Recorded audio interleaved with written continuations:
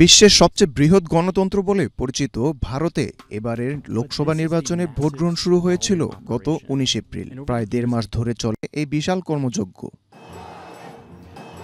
এবারের নির্বাচন ভারতের বর্তমান প্রধানমন্ত্রী এবং ক্ষমতাসীন বিজেপির শীর্ষ নেতা নরেন্দ্র মোদীর সামনে টানা তৃতীয়বারের মতো প্রধানমন্ত্রী হওয়ার সুযোগ, যা স্বাধীন ভারতের গত ৭৭ বছরের ইতিহাসে বিরল।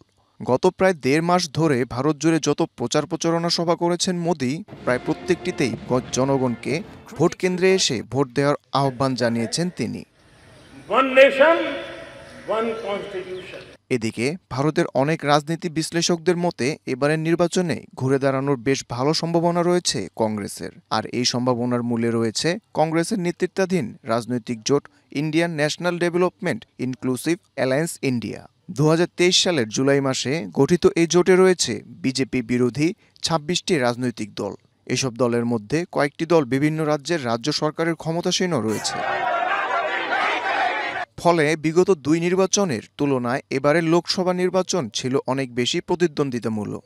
ভারতের রাজনীতি বিশ্লেষকদের মতে এবারের নির্বাচনে ইন্ডিয়া জোটের জয়ের সম্ভাবনা রয়েছে, তবে কম। আর বিজেপি যদি নির্বাচনে জেতে, সেক্ষেত্রে গত দুই নির্বাচনের তুলনায় কম সংখ্যক আসন পাবে দলটি।